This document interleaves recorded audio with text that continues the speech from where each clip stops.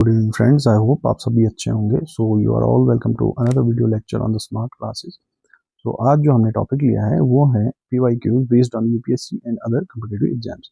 आज डिस्कस करेंगे हम प्रीवियस ईयर क्वेश्चंस जो पूछे गए हैं, यूपीएससी में पूछे गए हैं और जो भी नेशनल लेवल के कॉम्पिटिटिव एग्जाम्स होते हैं वहाँ पे ये क्वेश्चंस पूछे गए हैं।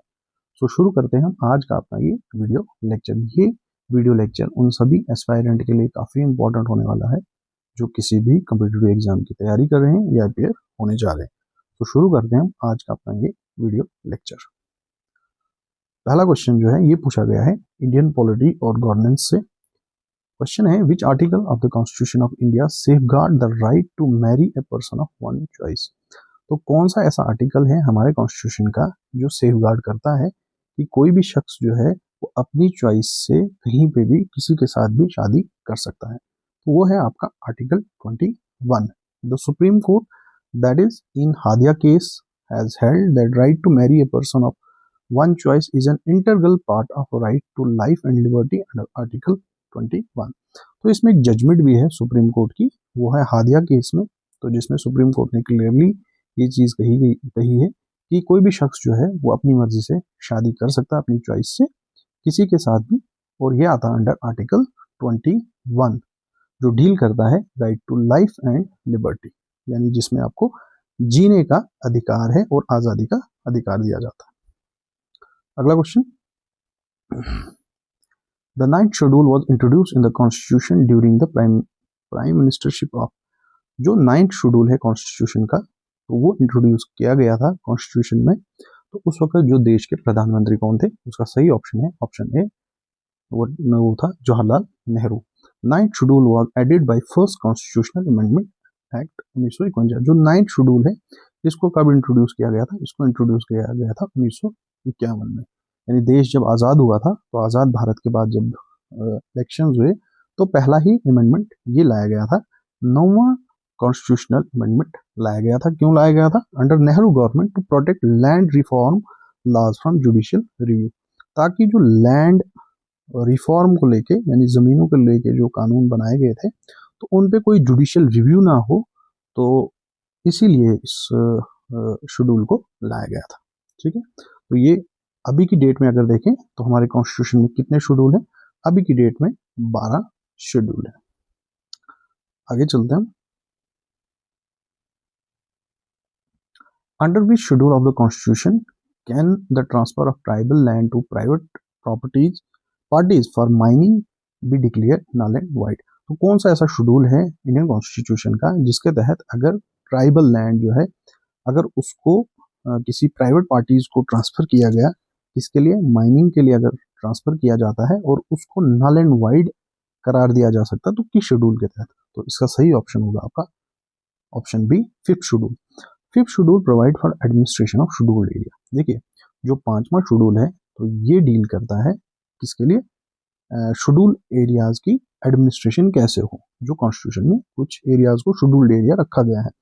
The landmark Samatha versus state of Andhra Pradesh judgment use this schedule two prohibit the transfer of tribal land to private mining companies. देखिए इसमें एक बहुत बड़ी जजमेंट हुई है Samatha versus state of Andhra में, तो जिसमें इस 5th शेड्यूल को बेस बनाया गया, जिसके तहत कोई भी अगर जमीन जो ट्राइबल लैंड है तो उसको किसी भी प्राइवेट प्रॉपर्टीज को ट्रांसफर नहीं किया जा सकता है कोई भी माइनिंग पर्पस के लिए। अगला question, regarding the office of governor which commission suggested that the governor should be an eminent person from outside the state and A detached figure without intense political links. तो यहाँ पे बहुत सारे commission का जिक्र किया गया, तो इनमें से कौन सा ऐसा कमीशन है जिन्होंने ये बताया है कि जब भी कोई गवर्नर को अपॉइंट किया जाता है किसी स्टेट के लिए तो वो गवर्नर जो है एक तो वो स्टेट से बाहर होना चाहिए, मतलब वो स्टेट का सिटीजन नहीं होना चाहिए उस स्टेट का जहाँ पे अपॉइंट होता है, और दूसरा उनके कोई भी इंटेंस पॉलिटिकल लिंक्स नहीं होने चाहिए। तो ये रिकमेंडेशन थी किसकी? सरकारिया कमीशन की। तो Sarkaria commission 1983 made this recommendation to ensure neutrality and dignity of governor office. तो इन्होंने इसलिए कहा था ताकि जो गवर्नर ऑफिस है उसकी जो है डिग्निटी वो बने रहे और वो न्यूट्रल रहे। न्यूट्रल मतलब वो किसी भी पार्टी के लिए कोई काम नहीं करे बल्कि वही काम करे जो कॉन्स्टिट्यूशन में कहा गया है। अगला question, what does office of profit mean under the Indian constitution? देखिए, इंडियन कॉन्स्टिट्यूशन में एक टर्म आती है, उसको बोलते हैं ऑफिस ऑफ प्रॉफिट। तो ऑफिस ऑफ प्रॉफिट का मतलब क्या होता है? इसका सही ऑप्शन है आपका option C, it is not explicitly defined in the constitution. While Constitution mention office of profit as a disqualification criteria, it does not define the term. देखिए, कॉन्स्टिट्यूशन ऑफ इंडिया में ये जो टर्म है office of profit, इसको define नहीं किया है, मतलब एक्सप्लिसिटली जो है डिफाइन नहीं किया गया, सही तौर पे इसको डिफाइन नहीं किया है। डेफिनेशन है largely evolve through court judgement. तो यहाँ पे बहुत सारे कोर्ट्स की जजमेंट्स आई है, सुप्रीम कोर्ट, हाई कोर्ट की जजमेंट्स इसमें है, जिसमें इस चीज को डिफाइन किया गया कि ऑफिस ऑफ प्रॉफिट क्या होता है। मतलब ये क्राइटेरिया बनता है किसी भी चाहे एमएलए हो या कोई एमपी हो, उनको डिस्क्वालीफाई किया जा सकता है अगर वो कहीं पे भी कोई ऑफिस ऑफ प्रॉफिट जो है वो अपने अंडर रखते हैं। ठीक है, तो ऑफिस ऑफ प्रॉफिट का मतलब ये रहता है कि जहां पे कोई भी अगर मेंबर ऑफ लेजिस्लेटिव असेंबली है या मेंबर ऑफ पार्लियामेंट है, तो उनको अगर कोई प्रॉफिट हो रहा है, यानी फाइनेंशियल कोई प्रॉफिट हो रहा है या दूसरी कोई चीज है जहां पे उनको अपॉइंट किया गया है, तो उसको कहते हैं ऑफिस ऑफ प्रॉफिट। आगे चलते हैं हम।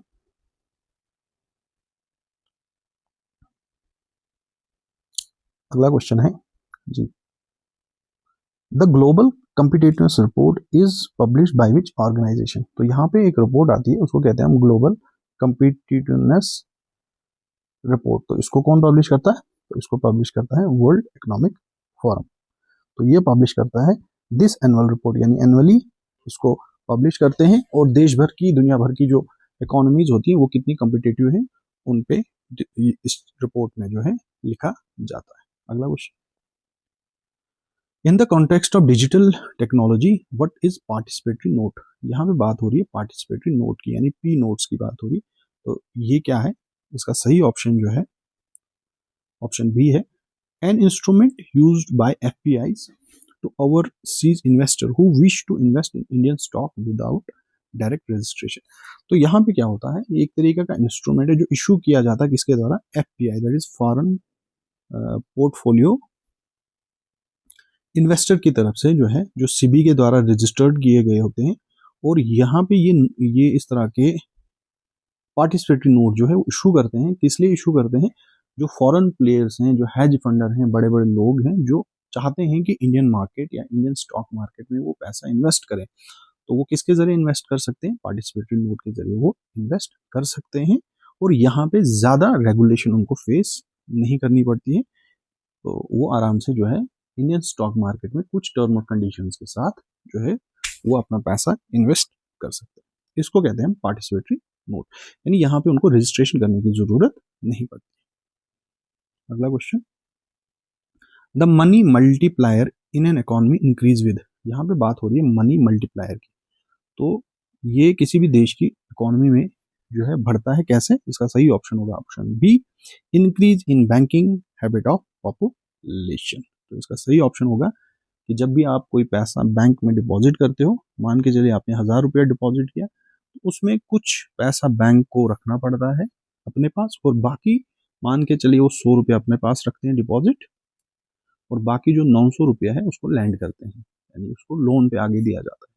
तो इसी तरीके से क्या होता है, ये जो पैसा जब ये सर्कुलेट होता रहता है बैंक टू बैंक, इसी को कहते हैं money multiplier. As more people use banking habit, more money is deposited. जब बहुत सारे लोग किसका यूज करेंगे?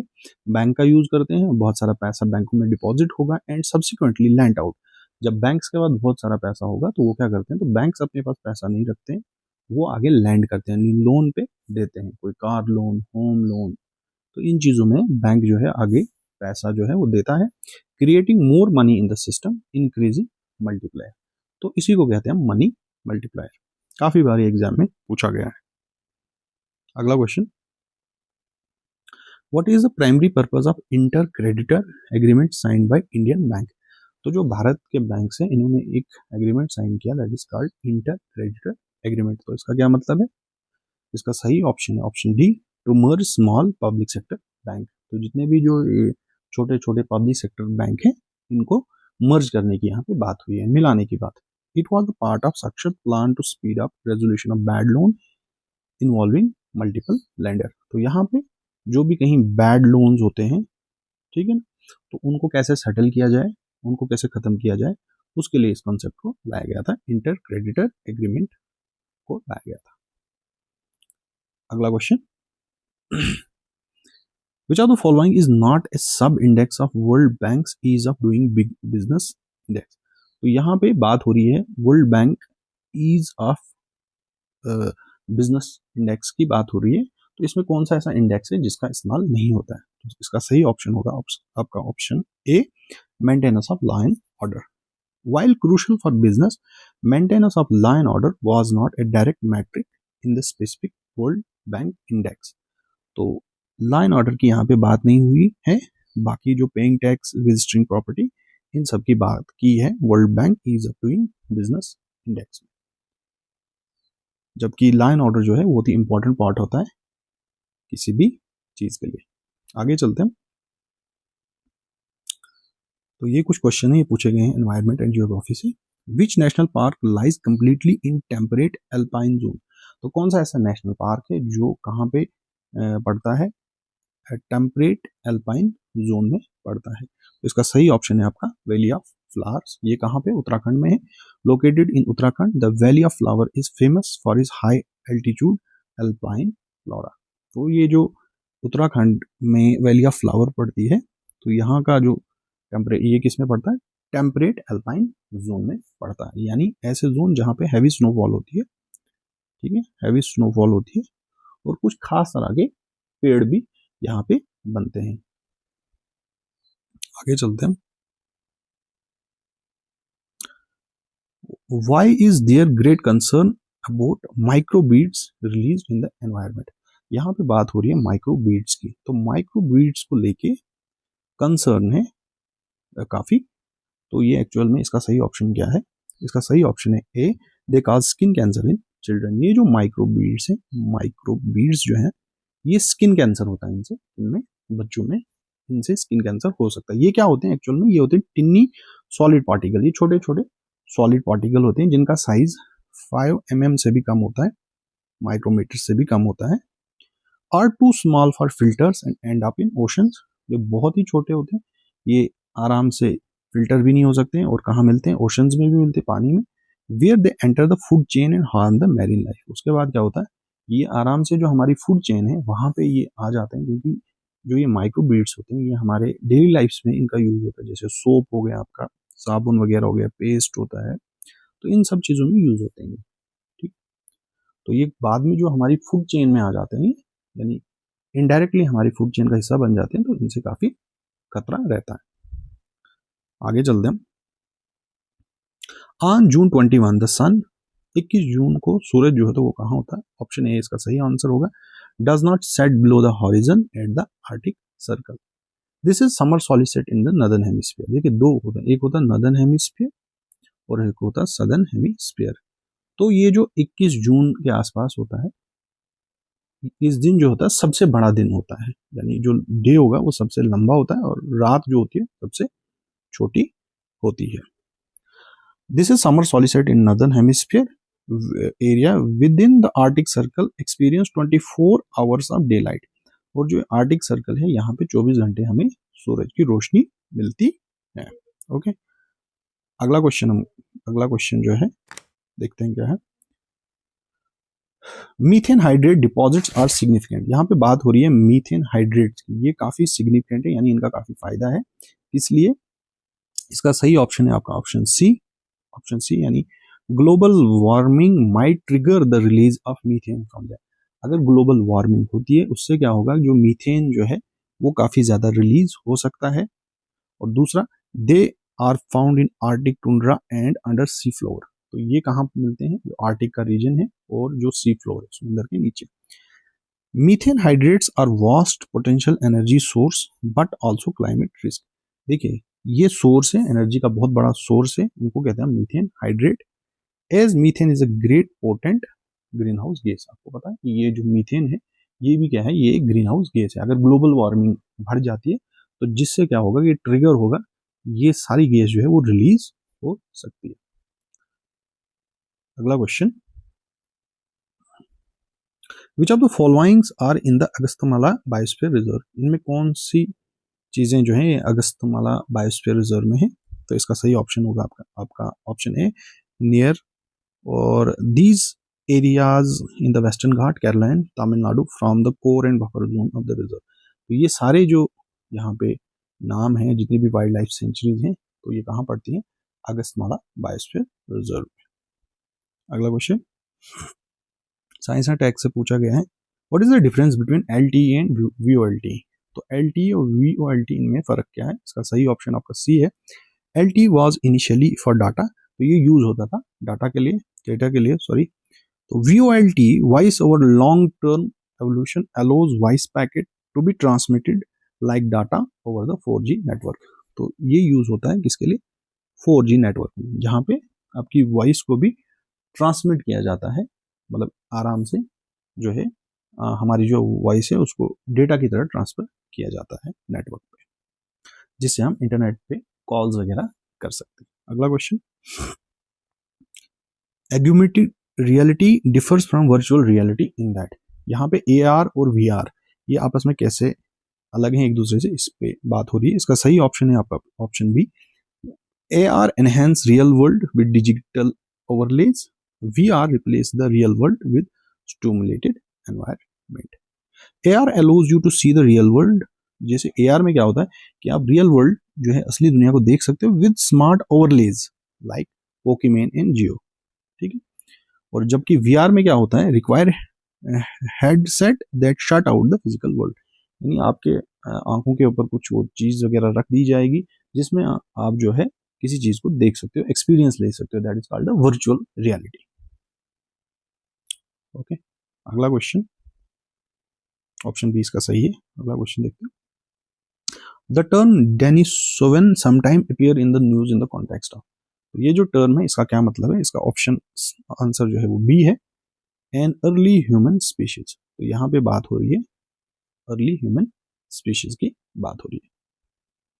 अगला question, pyrolysis and plasma gasification are term mention in the context of, यहाँ पे बात हो रही है पायरोलिसिस और प्लाज्मा गैसिफिकेशन की, तो ये टर्म किस कॉन्टेक्स्ट में यूज हो रही है? तो ये इसका सही ऑप्शन है आपका option D, natural gas extraction. These are advance thermal treatment, तो ये एडवांस थर्मल ट्रीटमेंट से किसके लिए यूज होते हैं? Use to convert solid waste into energy. कोई भी जो सॉलिड वेस्ट होता है हमारे पास तो उसको कन्वर्ट किया जाता है किसमें? एनर्जी में कन्वर्ट किया जाता है, fuel with minimum environmental impact, जिससे जो हमारे एनवायरमेंट पे कम से कम इम्पैक्ट पड़े, उसका कम से कम असर पड़े। तो इसी को कहते हैं हम पायरोलिसिस एंड प्लाज्मा गैसिफिकेशन। अगला क्वेश्चन है, why are dew drops not formed on cloudy night?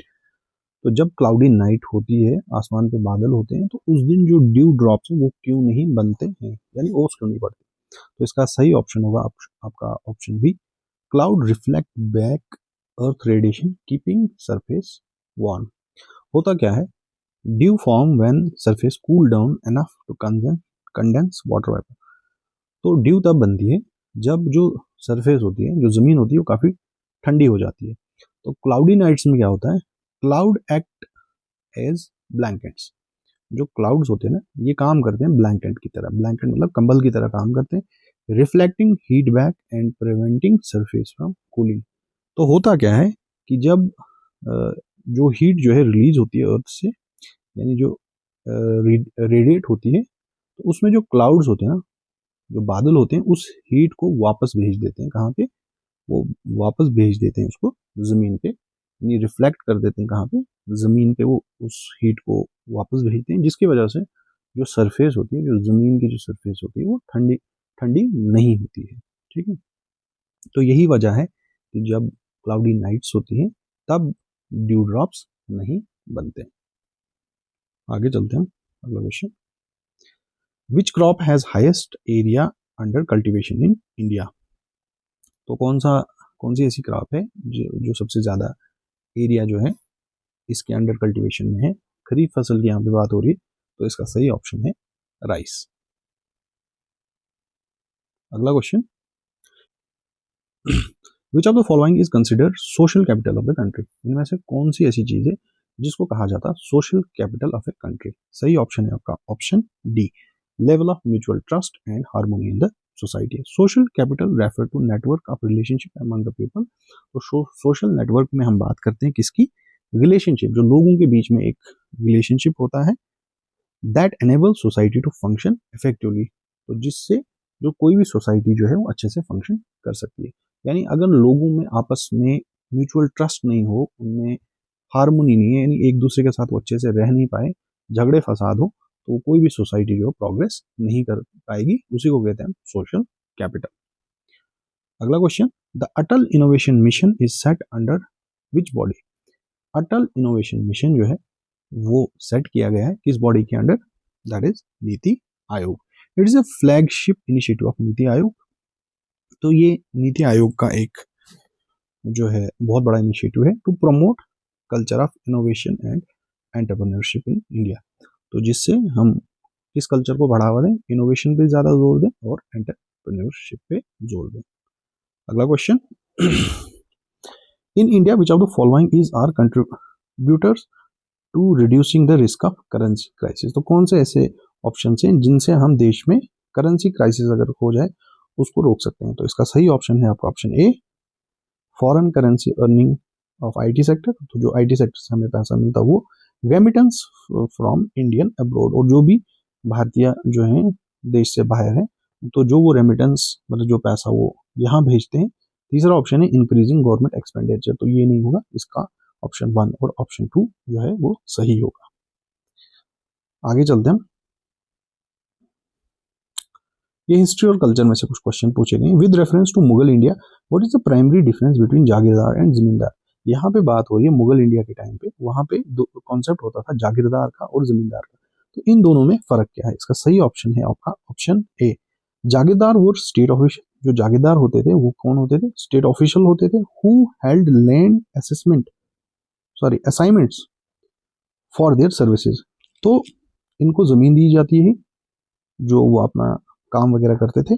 They were generally non heredity and transferable. तो ये क्या होते हैं, ये होते थे नॉन हेरिडिटी और ये ट्रांसफर किए जा सकते थे, ट्रांसफरेबल होते थे। Zamindar however had heredity right to collect revenue and were not necessarily required to perform the other state function. जहां तक बात है जमींदार्स का, तो ये क्या होते थे, इनका एक हेरिडिटी राइट होता था कि वो रेवेन्यू वगैरह कलेक्ट कर सकते थे किसानों से, और were not necessary required to perform other state duties. और कोई भी काम वगैरह वो नहीं करते थे, उनके लिए कोई नेसेसरी नहीं था, जरूरी नहीं था। तो यही फर्क था जागीरदार में और जमींदार में।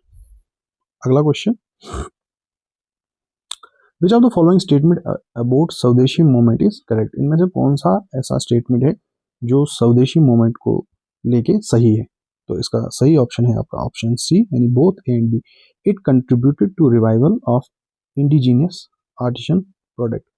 तो इन्होंने जोर दिया, स्वदेशी मूवमेंट ने किस पे जोर दिया था, जो हमारी खुद की चीजें हैं वो रिवाइव हो, खुद की चीजें हम बनाएं। The National Council of Education was establish as the part of the movement. उसके अलावा जो नेशनल काउंसिल ऑफ एजुकेशन जो इसको बनाया गया था, तो ये भी इस मूवमेंट का हिस्सा था। तो ये कब हुआ था, स्वदेशी मूवमेंट लॉन्च किया गया था 1905 में, और ये बात करता था सेल्फ रिलायंस की, यानी आत्म शक्ति की बात करता था। अगला question, in which relief sculpture inscription is the stone portrait of king Ashoka mentioned with the title rhino Ashoka. तो कौन सा ऐसा स्कल्पचर है जिसपे किसका जिक्र किया गया है, राइनो अशोका का जिक्र किया गया। तो ये कहाँ पे मिला, इसका सही ऑप्शन है option D, that is Karnahali, Karnataka. Excavation revealed a rare relief sculpture depicting king Ashoka with his queen explicitly labelled as Rayo Ashoka. तो ये कहाँ पे, कर्नाटका में मिला था ऐसा स्कल्पचर। तो स्कल्पचर्स क्या होता है, तो कोई भी इमेज वगैरह जो बनाई जाती है, किससे, स्टोन से बनाई जाती है, पत्थर से बनाई जा सकती है, क्ले वगैरह से बनाई जाती है। आगे चलते हैं, building Kalyana mandaps was notable temple construction feature in which kingdom. यहाँ पे बात हो रही है किसकी, दैट इज कल्याणा मंडप्स की बात हो रही है। तो ये एक खास तरह का फीचर था टेम्पल कंस्ट्रक्शन को लेके। तो ये कौन से किंगडम में पाया गया? इसका सही ऑप्शन है विजयनगरा। अगला question, which of the following was a feature of Mahayana Buddhism? यहाँ पे बात हो रही है मयाना बुद्धिज्म की, यानी बुद्धिज्म की दो ब्रांचेज होती है, एक हयाना है, उसके अलावा दूसरी जो है ये मयाना बुद्धिज्म। तो पहला इसका था deifications of the Buddha, treading the path of bodhisattvas, image worship and rituals. तो इसका सही ऑप्शन होगा ऑप्शन डी, यानी ये तीनों चीजें जो है जो मयाना बुद्धिज्म है इसमें होती है। Unlike Hinayana, Mahayana Buddhism viewed Buddha as a god. Deification means जब हम किसी भी शख्स को किसकी तरह देखें, भगवान की तरह देखें, यानी उसकी वर्शिप करें। Emphasising Bodhisattva ideal and introduce ideal worship and elaborate rituals. यहाँ पे बात हो रही है जहाँ पे आइडियल वर्शिप्स हो और रिचुअल्स वगैरह होते हैं। तो ये सारे फीचर्स हैं किसके? मयाना बुद्धिज्म के। अगला क्वेश्चन, तो ये आखिरी क्वेश्चन था, आई होप, जी हाँ, ये आखिरी क्वेश्चन था इस सीरीज का।